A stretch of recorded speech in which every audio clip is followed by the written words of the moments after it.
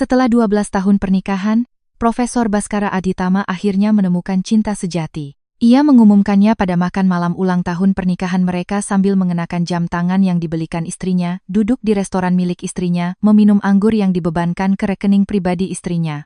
Dia tidak peduli dengan uang, katanya. Mata berbinar dengan keberanian seorang pria yang belum pernah membayar KPR-nya sendiri. Dia mencintaiku karena jiwaku. Di seberang meja, Kartika Wijoyo meletakkan gelasnya. Berlian di tangan kirinya menangkap cahaya lilin sekali, dingin dan tajam. Indah sekali, katanya. Ekspresi Baskara melembut lega. Dia mengira ketenangan Kartika berarti patah hati. Dia pikir wanita yang telah mendanai hidupnya, penelitiannya, pengobatan ibunya, utang-utang adiknya, dan reputasi akademisnya yang elegan akan menangis diam-diam dan bernegosiasi untuk remah-remah kasih sayang. Kartika menoleh ke asisten yang berdiri diam-diam di dekat pintu ruang makan pribadi. Rani, katanya, batalkan semua kartu kreditnya, bekukan rekening medis pribadi ibunya, bekukan dana penelitiannya, cabut aksesnya ke rumah di Menteng, dan minta keamanan mengubah semua kode sebelum tengah malam. Baskara mengerjap, gelas anggur bergetar di tangannya. Kartika menatapnya kembali dan tersenyum. Kau menemukan cinta yang tidak peduli dengan uang. Aku tidak ingin menghinanya dengan terus membayar semuanya. Untuk pertama kalinya malam itu, Baskara tidak punya kata-kata puitis untuk diucapkan. Kartika berusia 38 tahun, Chief Executive Officer dari Wijoyo Nusantara Group, dan tipe wanita yang suka difoto majalah dengan setelan hitam berlatar langit-langit kaca gedung pencakar langit Jakarta. Dia mewarisi perusahaan logistik keluarga yang sedang kesulitan pada usia 26 tahun setelah ayahnya meninggal, lalu mengubahnya menjadi kerajaan pelayaran internasional, real estate dan pasokan medis. Dia melakukannya dengan malam-malam tanpa tidur, disiplin brutal, dan pikiran yang bisa melihat masalah arus kas sebelum para akuntan berani menyebutkannya. Bagi dunia luar, dia tampak tak terkalahkan. Di rumah, dia telah menghabiskan 12 tahun, mencoba untuk menjadi cukup lembut, agar kesuksesannya tidak melukai harga diri suaminya. Dia menikahi Baskara ketika pria itu adalah seorang dosen tampan dan brilian dengan gelar doktor yang belum selesai, seorang ibu yang sakit, seorang adik perempuan yang tenggelam dalam utang, dan keyakinan bahwa kemiskinan membuatnya mulia. Orang tuanya memperingatkannya, teman-temannya memperingatkannya, bahkan pengasuh lamanya, yang terlalu murah hati mencintai semua orang, telah menarik Kartika ke samping sebelum pernikahan dan berbisik, seorang pria yang membenci uang sambil membelanjakan uangmu akan membencimu juga. Kartika saat itu berusia 26 tahun dan sedang jatuh cinta. Dia mengabaikan mereka semua. Baskara berbeda, katanya pada diri sendiri. Dia mengutip Rumi di kedai kopi. Dia menulis esai tentang keindahan dan keberanian moral. Dia memegang tangannya di rumah sakit ketika ayahnya sekarat. Dia bilang dia mengagumi kekuatannya, tetapi ingin melindungi bagian-bagian lembut dari dirinya yang tidak dilihat orang lain. Jadi, dia melindunginya kembali. Dia melunasi pinjaman pendidikannya. Dia mendanai gelar doktornya. Dia membelikan ibunya, Ibu Elara, polis asuransi swasta setelah gagal ginjal hampir membunuhnya. Dia menutupi penyelesaian utang kartu kredit adiknya, Bening, biaya rehabilitasi, deposit apartemen, butik yang gagal, dan kemudian tagihan hukum setelah Bening menabrak mobil yang diparkir saat mabuk. Dia mendanai pusat penelitian Universitas Baskara ketika departemen mengancam akan memotong programnya. Dia merenovasi sebuah rumah untuknya di dekat kampus karena dia bilang perjalanan dari Menteng menguras kreativitasnya. Setiap kali dia memberi, Baskara menyebutnya cinta. Setiap kali Kartika meminta rasa hormat dasar, dia menyebutnya kontrol. Anak kembar mereka, Kirana dan Bayu, sekarang berusia 11 tahun. Anak-anak yang cerdas dan waspada dengan mata kelabu Kartika dan rambut ikal gelap Baskara. Mereka belajar sejak dini bahwa ayah mereka menawan ketika dikagumi dan dingin ketika direpotkan. Kartika mencoba melindungi mereka dari ketidakseimbangan keluarga. Dia lebih sering gagal daripada yang diakuinya. Malam itu seharusnya menjadi makan malam ulang tahun pernikahan. Kartika telah memesan ruang makan pribadi di Kembang Goela, sebuah restoran Indonesia kelas atas yang dimiliki perusahaannya sebagai investasi perhotelan yang tenang. Mawar putih, lilin rendah, menu tasting 6 hidangan, tidak ada panggilan dewan, tidak ada tim keuangan, tidak ada pengacara. Dia bahkan telah berganti dari setelan kantornya menjadi gaun sutra hijau tua. Karena Baskara pernah berkata hijau membuatnya terlihat tidak terlalu kaku. Dia datang terlambat 20 menit.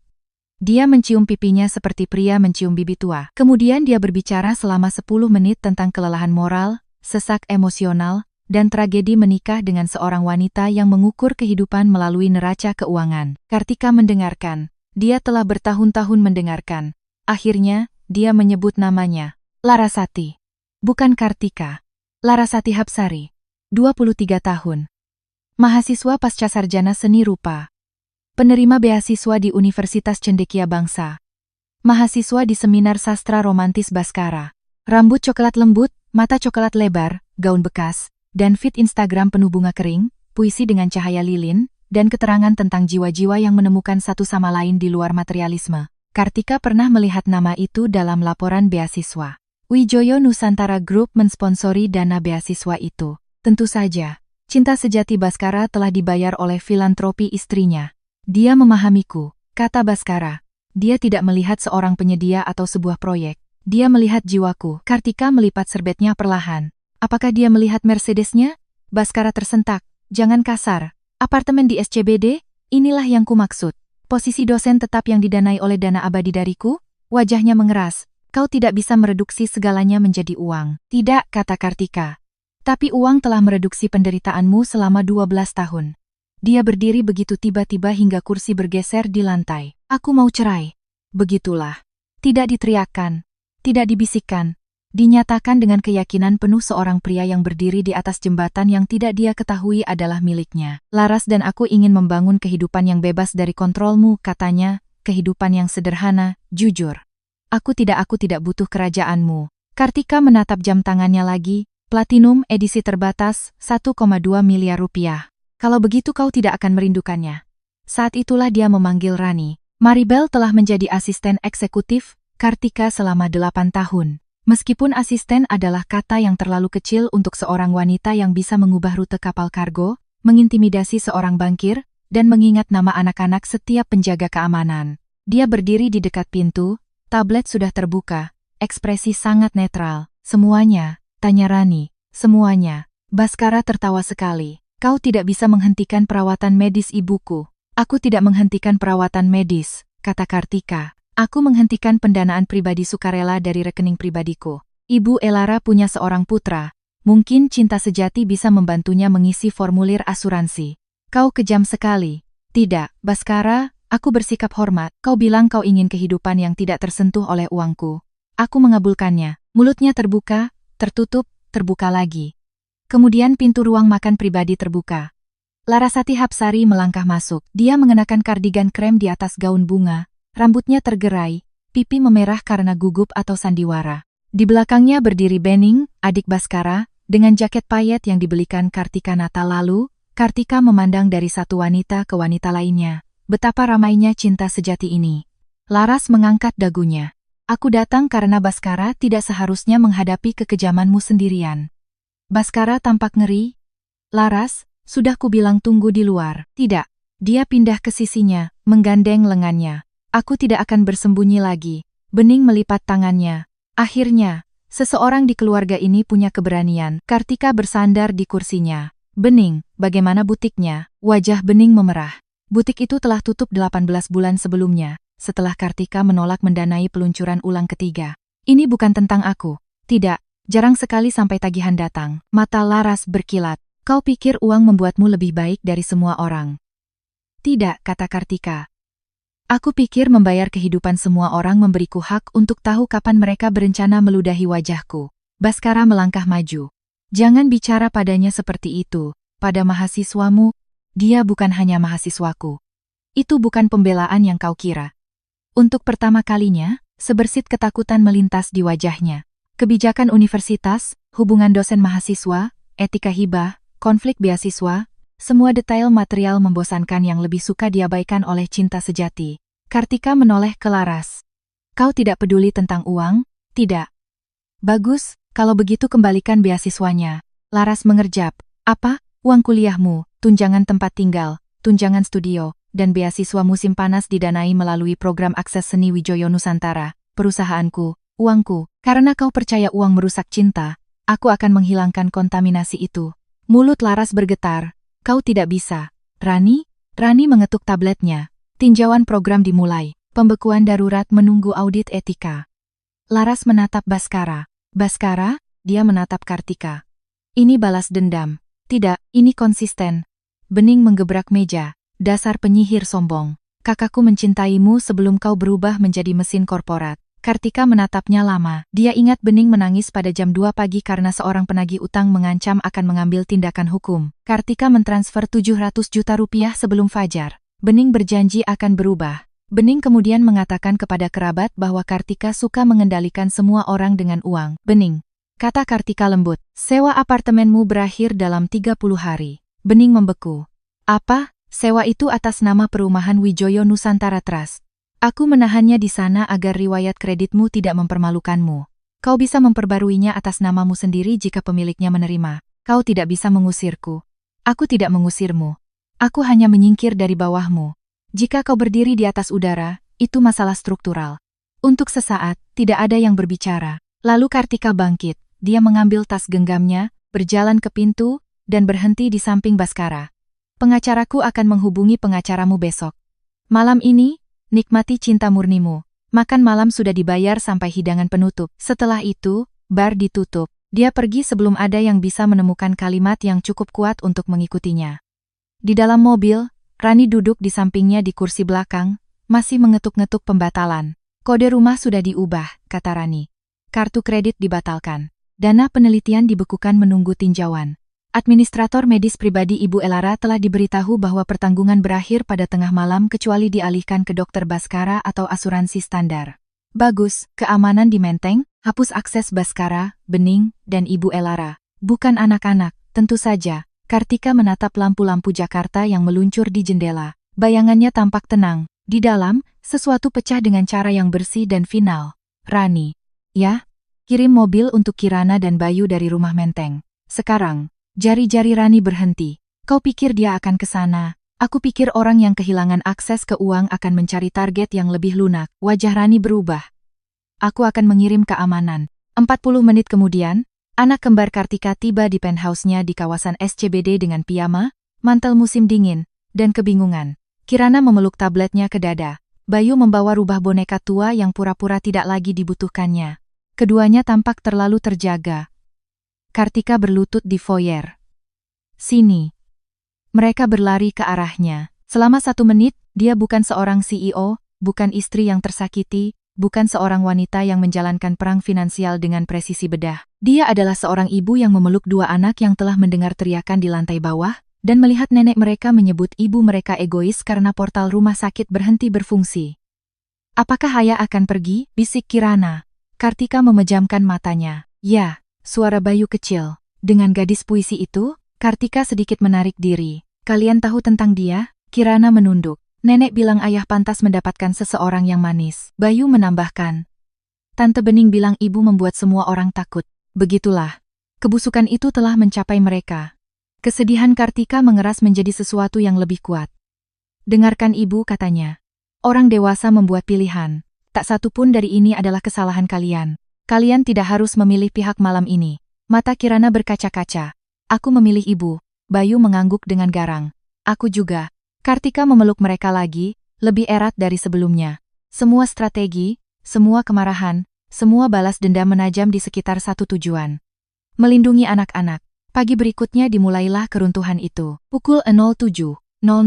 Kartu kredit Baskara ditolak di hotel tempat dia. Dan Laras rupanya memutuskan untuk menghabiskan malam pertama kemerdekaan mereka. Pukul 07.15, kartu Laras juga ditolak. Pukul 07.20, Baskara menelepon Kartika 14 kali. Kartika tidak menjawab satupun. Pukul 08.00, Ibu Elara tiba di pusat dialisis swasta dan mengetahui bahwa penagihan di masa depan memerlukan penjamin baru. Dia menelepon Baskara sambil berteriak begitu keras hingga Rani bisa mendengarnya melalui pesan suara. Pukul 09.00, Universitas Cendekia Bangsa menerima pemberitahuan resmi dari tim hukum Wijoyo Nusantara Group yang meminta tinjauan etika terhadap hubungan Baskara dengan penerima beasiswa dan potensi penyalahgunaan dana hibah. Pukul 10.00, Bening mencoba memasuki rumah di Menteng untuk mengambil tas-tas desainer yang disimpannya di lemari tamu.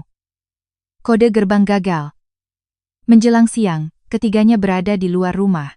Baskara, Laras, Bening, dan Ibu Elara berdiri di luar gerbang besi dalam cuaca dingin. Kamera keamanan menangkap semuanya. Ibu Elara mengenakan mantel bulu di atas pakaian rumah sakit, marah dan pucat. Bening memukul Kepat sampai kukunya patah. Laras menangis di lengan Baskara. Baskara meneriakkan nama Kartika ke interkom yang tidak lagi terhubung ke teleponnya. Kartika menonton dari kantor penthouse-nya sambil makan roti panggang dan meninjau akuisisi pelayaran. Haruskah saya mengirim rekamannya ke pengacara Anda? Tanya Rani. Sudah diarsipkan? Ya, kalau begitu biarkan mereka beraksi. Dan mereka pun beraksi. Ibu Elara adalah yang pertama menyadari adanya kamera.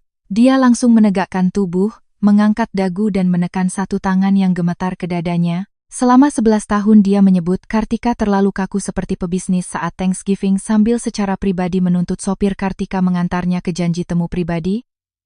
Koki Kartika menyiapkan makanan yang aman untuk ginjal, dan kartu kredit Kartika menutupi obat-obatan yang biayanya per bulan lebih mahal daripada sewa yang dibayar sebagian besar keluarga. Sekarang dia menoleh ke kamera terdekat dengan martabat terluka seorang ratu yang dikunci oleh para pelayan. Kartika, teriaknya, buka gerbang ini. Aku sakit, apa kau dengar? Aku nenek dari anak-anakmu. Bening, yang tidak terlalu teatrikal dan lebih putus asa, menendang jeruji logam.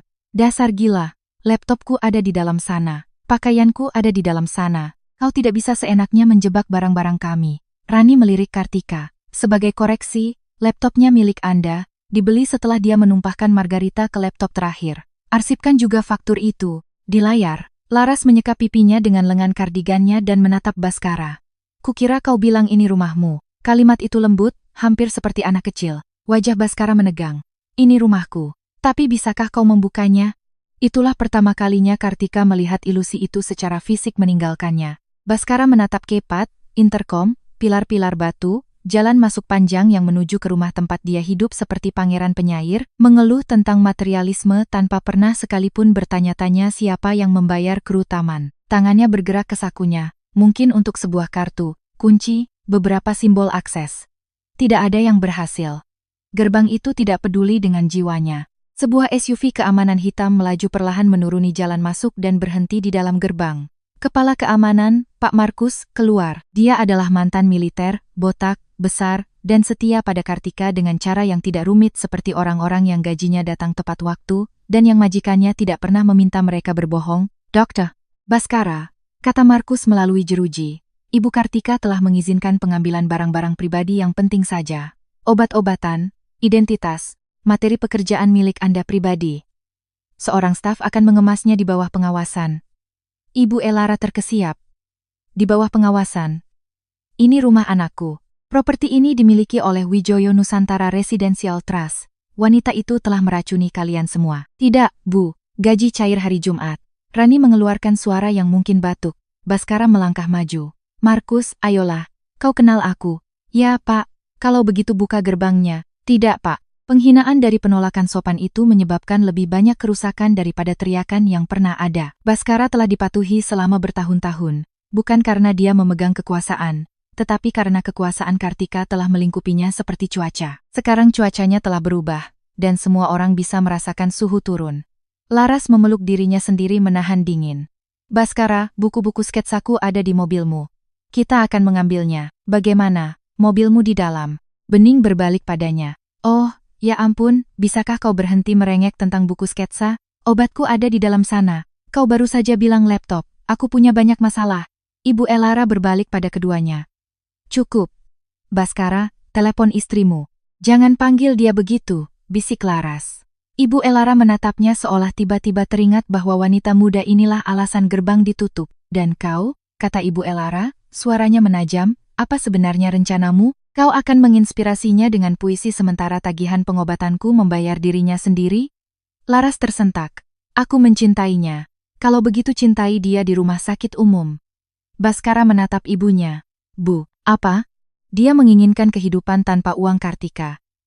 Biarkan dia melihatnya. Kartika menyaksikan 3 orang yang telah bersatu melawannya mulai saling menyerang dalam waktu 20 menit setelah oksigen finansial dihilangkan. Dia tidak merasa menang. Dia merasa tercerahkan. Kebaikan, dia sadari, telah menjadi perekat yang menyatukan orang-orang yang menyebut diri mereka keluarga. Tanpanya, mereka tidak setia.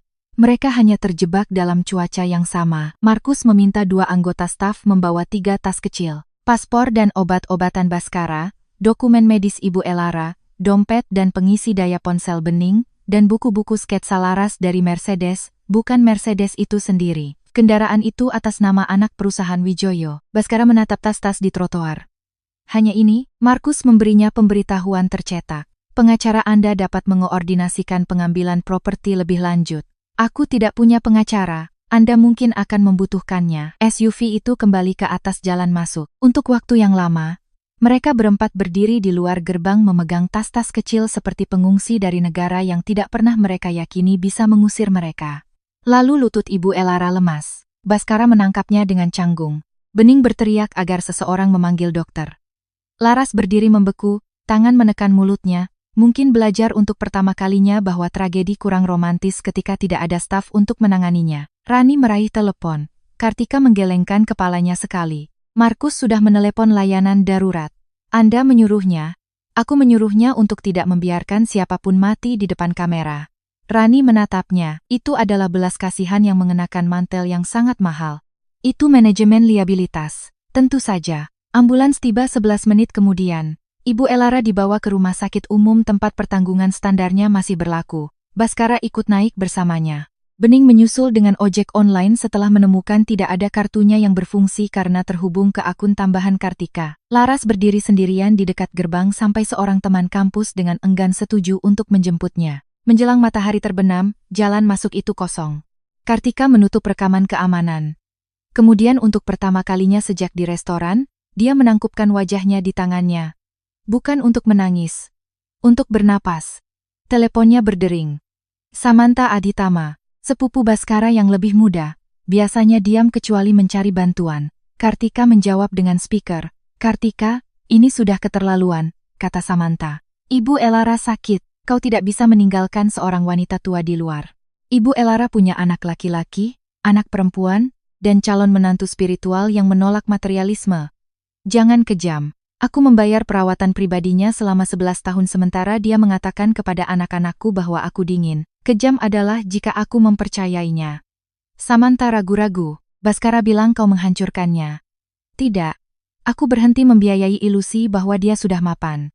Setelah dia menutup telepon, Kartika membuka sebuah file yang telah disiapkan Rani semalam. Larasati Hapsari, catatan beasiswa, pembayaran tunjangan, hibah studio, penggantian biaya perjalanan, rekomendasi fakultas, tagihan tidak sah pada kartu diskresioner departemen, penginapan hotel yang dikodekan sebagai penelitian arsip, tanda terima akhir pekan di puncak, perhiasan yang dibeli melalui kartu tambahan yang dibuka Baskara di bawah akun donatur pusat penelitian.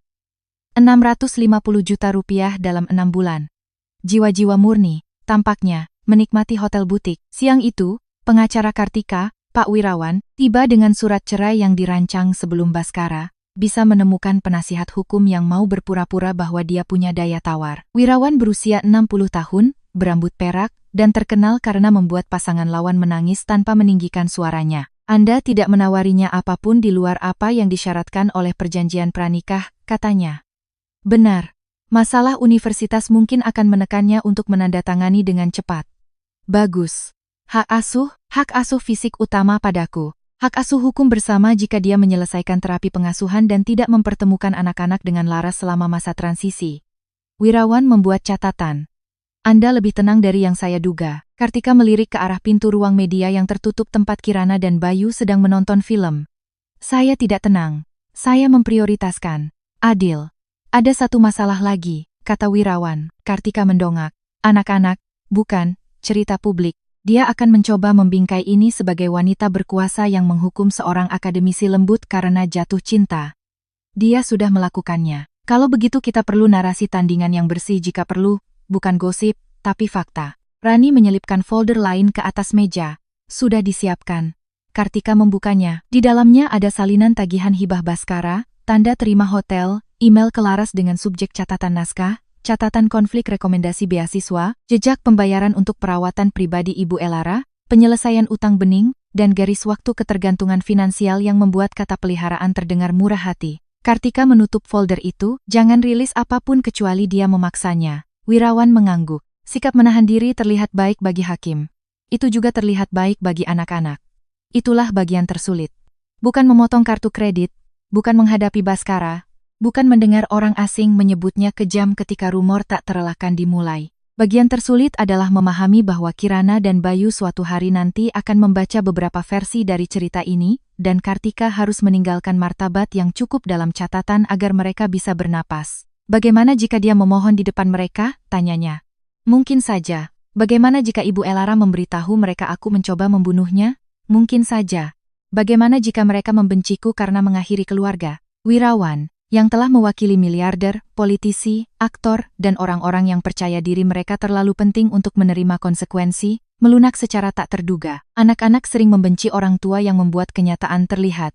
Untuk sementara waktu, Kartika menatap ke arah pintu ruang media. Dan nanti, jika Anda tetap jujur, mereka akan menyadari siapa yang membuat mereka aman. Rani diam. Kartika meletakkan telapak tangannya rata di atas meja. Kalau begitu, kita tetap jujur. Menjelang malam, Baskara telah menemukan sebuah motel murah di dekat kampus dan menemukan bahwa cinta sejati tidak menikmati pencahayaan neon. Laras duduk di tepi tempat tidur menangisi akun beasiswanya yang dibekukan. Aku harus membayar sewa, katanya. Baskara mondar-mandir di dekat jendela. Kartika hanya menggertak. Dia membekukan uang kuliahku. Sementara, departemen mengirimiku email. Jangan dijawab. Ibuku menelepon. Dia melihat sesuatu di internet tentang kau dan aku. Baskara berhenti. Di internet, Laras mengangkat ponselnya dengan tangan gemetar. Seseorang telah memposting gosip di akun anonim tentang seorang profesor yang sudah menikah, seorang kekasih mahasiswa, dan skandal beasiswa yang didanai donatur. Tidak ada nama, tetapi cukup detail bagi komunitas universitas untuk menebak. Wajah Baskara memucat. Kartika. Apakah dia yang melakukannya? Dia tidak perlu. Orang suka darah. Laras menatapnya dengan cara yang berbeda untuk pertama kalinya. Kau bilang dia hanya akan menangis dan menerima penyelesaian. Kalimat itu lembut, tetapi mengandung retakan pertama dalam romansa mereka. Baskara membentak. Aku bilang dia akan bertindak rasional.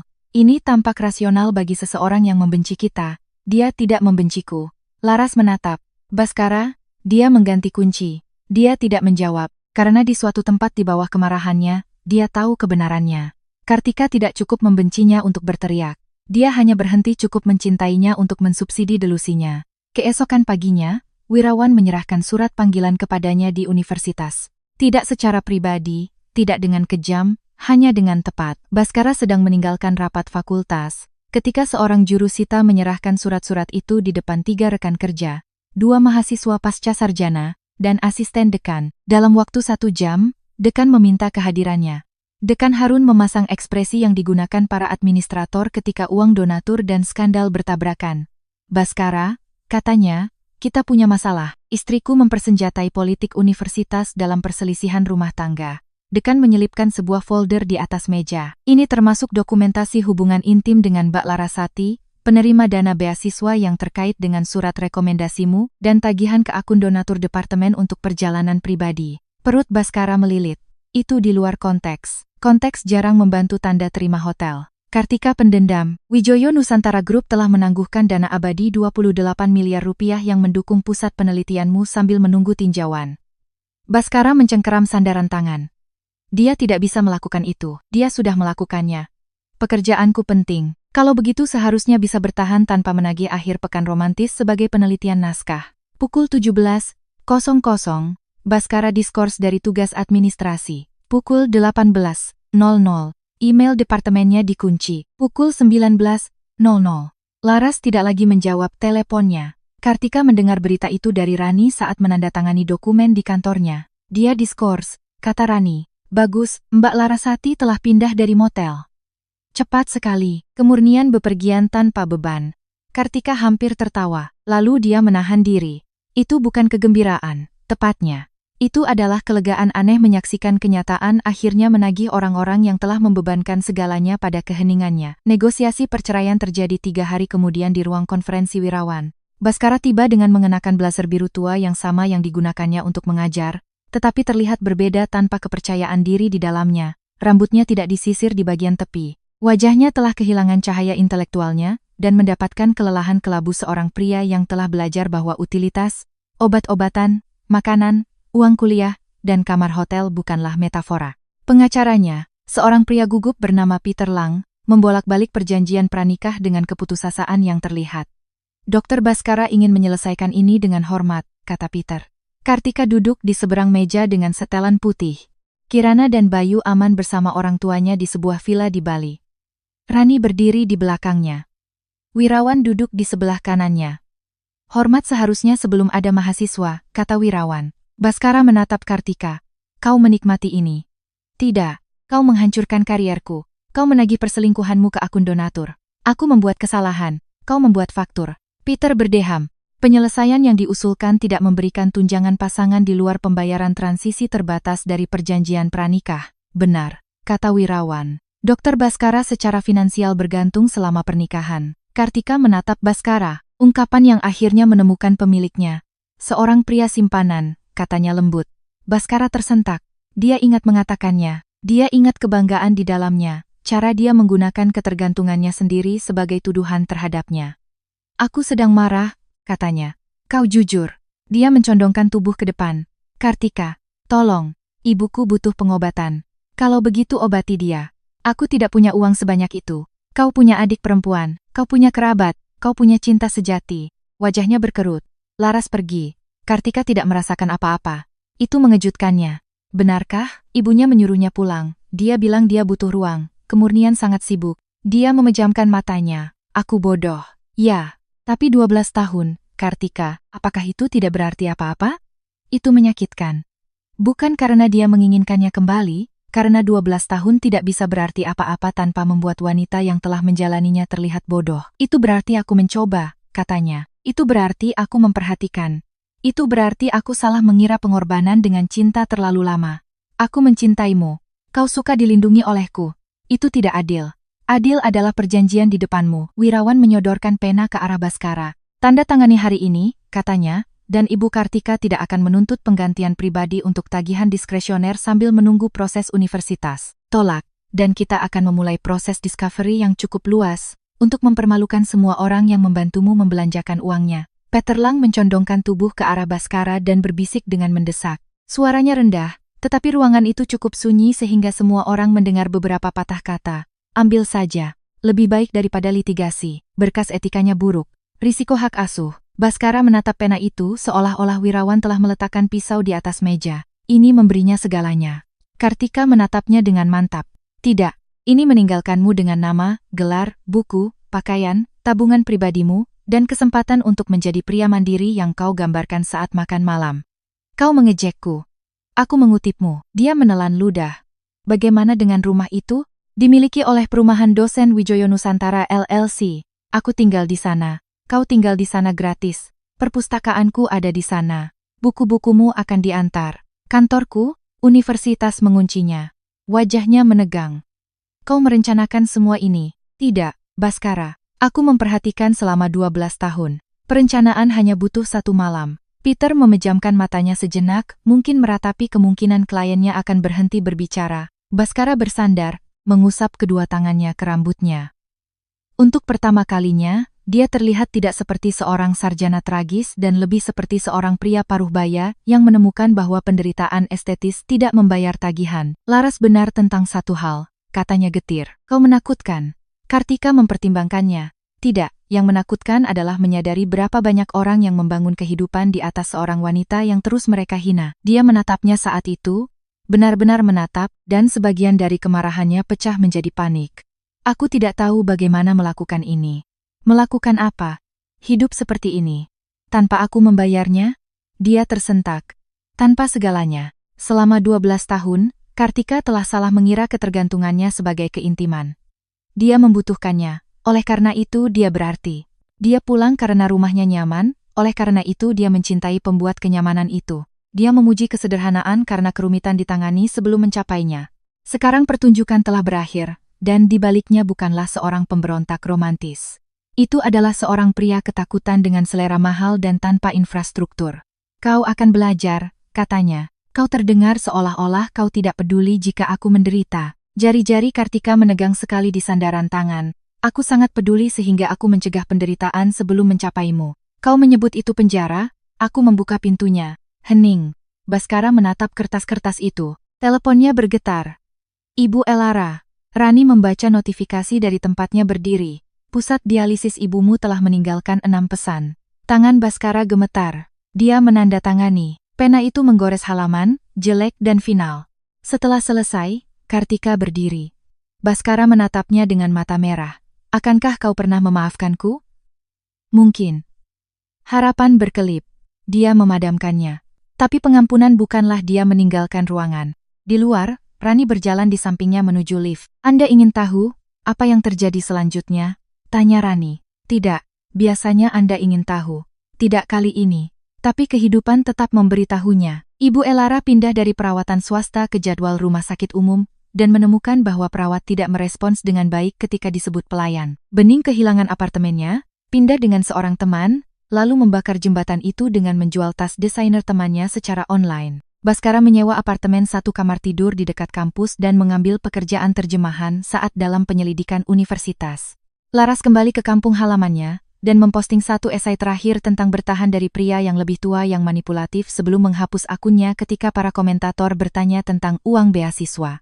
Selama sebulan, Baskara mengirim pesan. Aku membuat kesalahan. Aku merindukan anak-anak.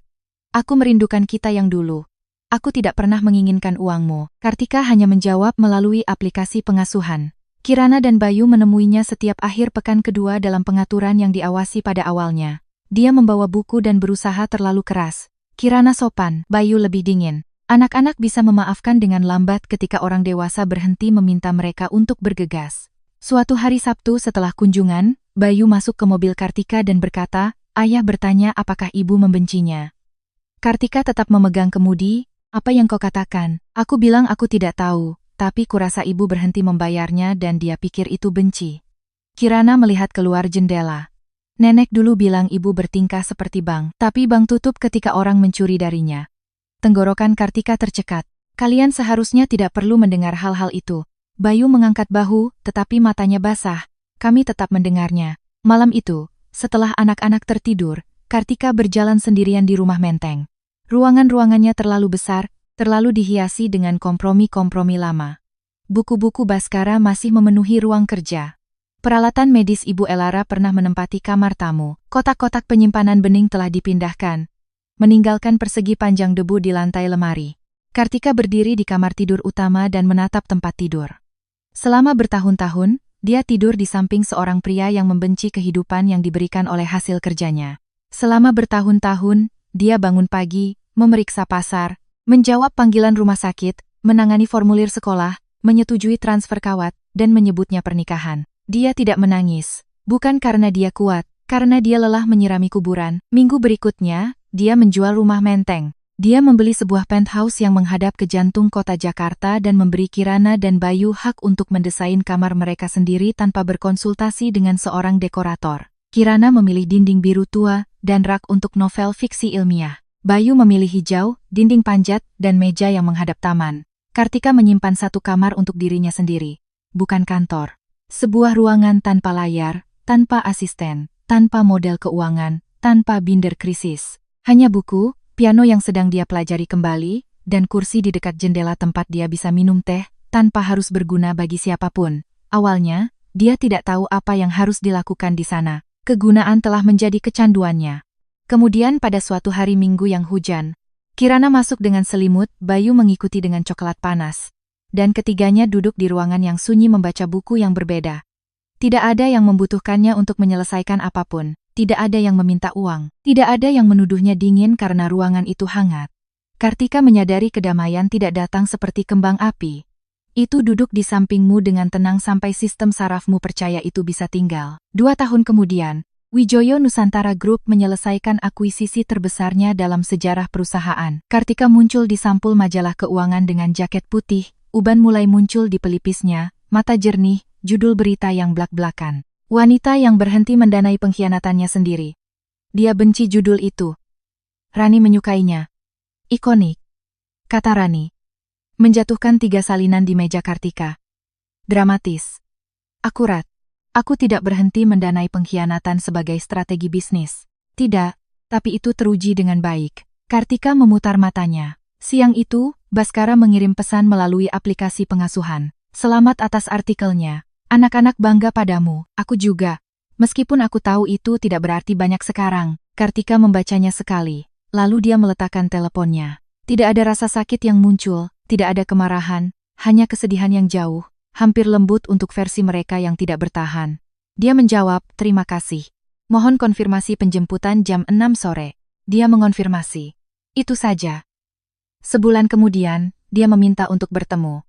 Bukan melalui pengacara, bukan dalam panggilan tengah malam yang dramatis, melalui aplikasi pengasuhan dengan tanda baca yang hati-hati dari seorang pria yang akhirnya belajar bahwa kata-kata tertulis bisa menjadi bukti. Bolehkah kita berbicara sebentar setelah mengantar anak-anak? Pribadi, bukan hukum. Kartika mempertimbangkan untuk menolak. Kemudian Kirana, yang telah menjadi tajam dengan cara tajam anak-anak dari perceraian sering menjadi, mendongak dari pekerjaan rumahnya dan berkata, jika dia ingin uang, katakan tidak. Kartika menatap putrinya, Kirana mengangkat bahu. Ayah jadi bersuara lembut ketika dia menginginkan sesuatu.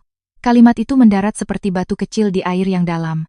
Pukul 18.00, Baskara tiba bersama anak-anak. Dia terlihat lebih baik daripada selama bulan-bulan pertama setelah perceraian, tetapi tidak pulih. Mantelnya lebih murah, rambutnya lebih pendek, wajahnya telah belajar kerendahan hati, atau setidaknya kelelahan yang mengenakan pakaian kerendahan hati. Setelah Kirana dan Bayu naik ke atas, dia berdiri di jalan masuk. Ibu Elara butuh prosedur, katanya. Kartika menunggu.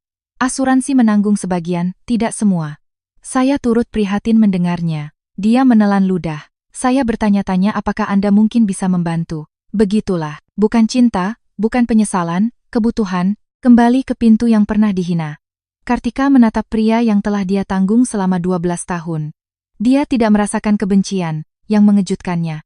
Kebencian akan lebih mudah, sebaliknya, ada batasan yang tenang, kokoh dan bersih. Kirim perkiraan medis ke Pak Wirawan, katanya. Jika terapis anak-anak percaya bahwa membantu nenek mereka secara emosional pantas, saya akan mempertimbangkan untuk membayar penyedia layanan secara langsung sebagai hadiah 1 kali untuk Kirana dan Bayu, bukan untukmu, bukan untuk Ibu Elara, dan tidak secara pribadi. Wajah Baskara memerah. Kau masih harus mengendalikan segalanya. Tidak, kata Kartika, aku harus memastikan kemurahan hati tidak menjadi tali di leherku lagi. Dia membuang muka. Aku pantas mendapatkannya. Ya, dia mengangguk sekali dan pergi. Kartika berdiri di foyer untuk waktu yang lama setelahnya. Dirinya yang lama akan membayar segera, meminta maaf karena membuatnya bertanya, dan kemudian bertanya-tanya mengapa kebaikan terasa seperti menghilang. Dirinya yang baru masih bisa membantu, tetapi hanya tanpa kembali ke peran penyedia diam-diam. Itulah, dia sadari, pertumbuhan, bukan menjadi keras, menjadi spesifik. Kebaikan yang spesifik memiliki aturan. Cinta yang spesifik memiliki pintu. Kedamaian yang spesifik tidak mengharuskannya menyimpan ruang cadangan dalam hidupnya untuk siapapun yang kembali hanya ketika kenyamanan habis. Untuk pertama kalinya, Kartika mengerti bahwa batasan bukanlah dinding melawan cinta. Itu adalah bentuk yang membuat cinta sejati menjadi mungkin. Kebebasan, dia telah belajar, bukanlah ketiadaan cinta yang dramatis. Itu adalah ketiadaan utang yang disamarkan sebagai cinta. Pada ulang tahun ke-14 Kirana dan Bayu, mereka merayakannya di Uluwatu, Bali, di mana Kartika telah membeli sebuah rumah pantai dengan pintu kaca lebar dan lantai yang selalu membawa sedikit pasir, tidak peduli seberapa sering staf membersihkannya. Saat matahari terbenam, si kembar berlari ke air sementara Kartika berdiri di dek dengan es teh matcha di tangan. Rani, sekarang Chief Operating Officer dan masih tidak mampu untuk tidak ikut campur dalam urusan pribadi, berdiri di sampingnya. Anda terlihat damai, kata Rani. Tuduhan yang berbahaya. Tidak ada krisis di kotak masuk Anda selama 12 menit. Nikmatilah. Kartika menyaksikan ombak bergerak dalam garis perak panjang. Menurutmu aku kejam? Rani tidak berpura-pura tidak mengerti. Tidak, aku memutus mereka dengan sangat cepat. Anda berhenti membayar orang-orang yang menyebut Anda penjara. Ibu Elara menderita. Ibu Elara punya anak-anak. Baskara kehilangan kariernya. Baskara menagih biaya selingkuhannya ke dana universitas. Laras kehilangan beasiswanya. Laras tidur dengan profesor yang sudah menikah yang merekomendasikannya. Kartika menghela napas. Kau punya jawaban untuk semuanya. Hanya ketika pertanyaan itu dirancang untuk membuat Anda merasa bersalah atas konsekuensi yang tidak Anda ciptakan. Di bawah, Kirana menyiram Bayu. Dia berteriak, tertawa. Suara itu naik dengan jernih melalui udara laut. Kartika bersandar pada pagar. Aku mencintainya, katanya. Aku tahu. Kupikir. Itu bagian yang orang salah paham. Pergi bukan berarti aku tidak pernah mencintainya. Tidak, kata Rani. Itu berarti cinta tidak cukup sebagai pembayaran untuk rasa tidak hormat. Kartika membiarkan itu meresap. Malam itu, setelah kue dan lilin, Kirana memberinya sebuah kotak kecil terbungkus. Ini dari kami berdua, katanya. Di dalamnya ada gantungan kunci yang diukir dengan 3 kata, rumah ibu, selalu. Kartika mendongak. Bayu pura-pura sangat tertarik memotong sepotong kue lagi. Mata Kirana bersinar. Kami tahu ibu khawatir perceraian merusak rumah, katanya. Tidak. Ibulah rumah. Kartika menekan gantungan kunci itu ke telapak tangannya. Untuk pertama kalinya dalam bertahun-tahun, air mata datang tanpa rasa malu.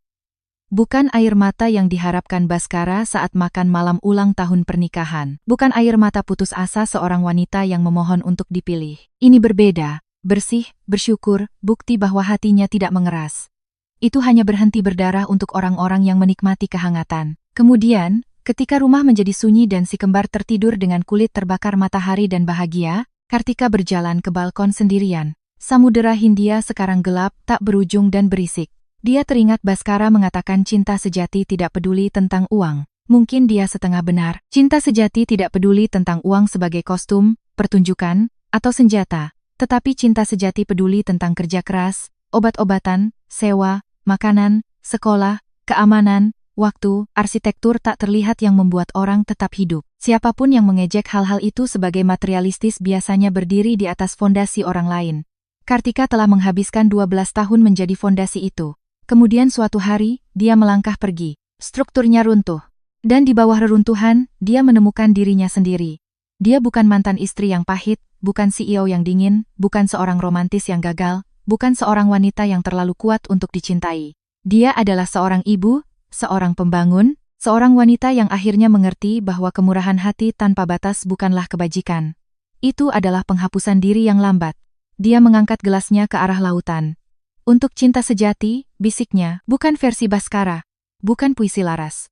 Miliknya, cinta yang melindungi anak-anaknya, cinta yang memperhatikan kenyataan, cinta yang tahu kapan harus menutup rekening, mengganti kunci, menandatangani surat-surat, menjual rumah, memulai kembali, dan tetap mampu berlembut hati. Itulah satu-satunya cinta sejati yang pantas dipertahankan.